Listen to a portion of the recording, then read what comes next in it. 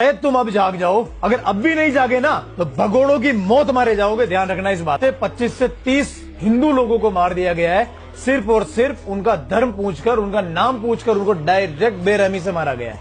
बहुत सारे तो मेरे नामर्द हिंदू भाई ये सोच रहे होंगे कि यार ये तो कश्मीर में हुआ है और इसकी आवाज हम क्यों उठाएं। यही तुम्हारी नामर्दानगी का सबूत है मेरे भाई। यही तुम नपुंसक बन चुके हो, नामर्द बन चुके हो। यहीं से, इस डर की वजह से अभी से तुम डर रहे हो। कश्मीर में मामला हो रहा है और गांड तुम्हारी यहां फट रही है कि आवाज उठाएंगे तो क्या पता हम निशाने पे आ जाएंगे, है ना। ये हाथ जोड़कर आपसे निवेदन करता हूं, ये जात पात की लड़ाई ये फिर कभी लड़ लेना।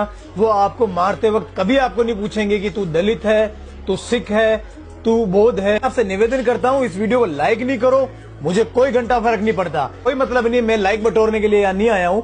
आपको सिर्फ इतना करना है, आपको मोदी जी को, अमित शाह जी को कमेंट के अंदर मेंशन करना है। हजारों कमेंटें करनी है, लाखों कमेंटें करनी है, ताकि उनको लगे कि देश की जनता तय दिल से, तन मन और धन से उनके साथ है। ये वीडियो उस कुत्ते जर्मन शेपर्ड को भी जरूर शेयर करना जो विदेश में बैठकर ज्ञान फैलता रहता है भारत के बारे में। अब इस घटना पर उसका क्या कहना होगा ये जरूर से पूछ। मैं पक्ष और विपक्ष के सभी नेतागणों से कहना चाहूंगा, अब तो आप लोगों ने बहुत कमा लिया। 100 करोड़, 500 करोड़, 1000 करोड़, 1500 करोड़, 2-2000 करोड़ आप लोगों ने कमा लिया।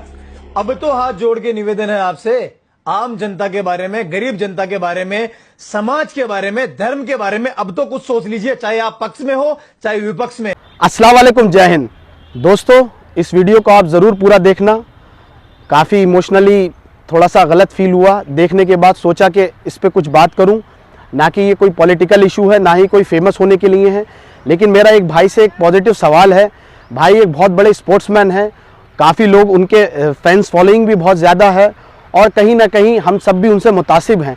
लेकिन मैं उनसे एक बात ये बोलूँगा कि अगर आपको देना है तो लोगों को एक पॉजिटिव वाइब्स दिए, एक लोगों के अंदर मोहब्बत पैदा करिए, ना कि एक नफ़रत का संदेश जाए।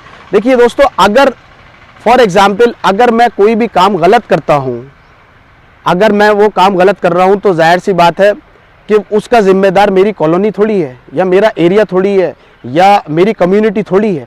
वो गलत मैं कर रहा हूँ तो उसको गलत को मुझे ही फेस करना है। तो मेरे इस पे कहने का मतलब ये है, सही को सही और गलत को गलत। और देखिए दोस्तों, एक चीज़ मैं बताऊँ, अगर ये जो भी हुआ है फ़िलहाल उनको सज़ा मिलनी चाहिए और बहुत गलत किया है जिन्होंने भी किया है। और मैं एक बात यही बोलूँगा दोस्तों, देखिए कि आपने एक कहावत सुनी होगी, आज से बहुत अरसा पहले एक मुस्लिम कम्युनिटी में एक बार एक ऐसा हुआ, बहुत अरसा पहले। लोग आज के दौर में, पहले आज के दौर में भी वो पॉजिटिव लोग हैं, इसके सुनाने का मकसद यही है।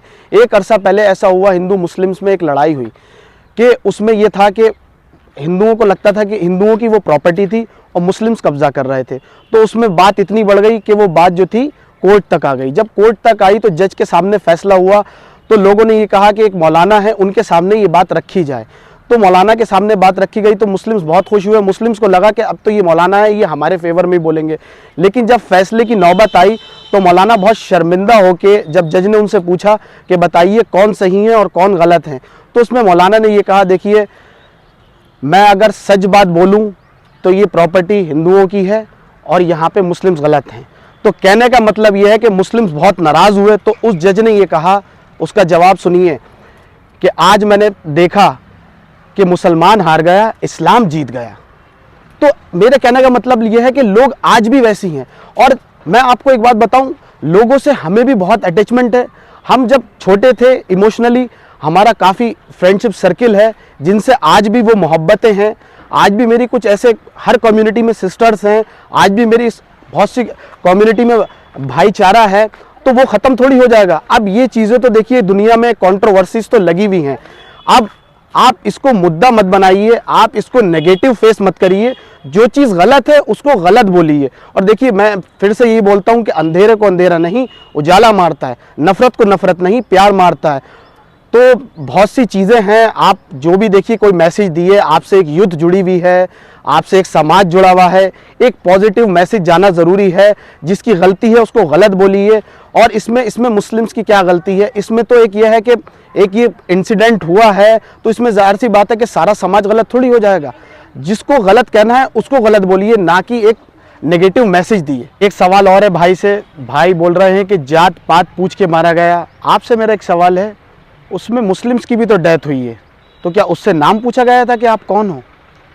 तो आप थोड़ा सा आप समझिए कि आप क्या मैसेज दे रहे हैं, इस चीज़ को समझिए। क्या वो जो जिसकी डेथ हुई है तो वो भी तो मुस्लिम था, इसमें आप ये क्यों बोल रहे हैं कि वो आप जात बात देखने के बाद आपको शूट करेंगे? देखिए, क्राइम क्राइम है, क्राइम के सामने ना कोई जात है ना कोई पात है, कौन मुस्लिम्स कौन हिंदू कौन सिख कौन क्रिश्चियन।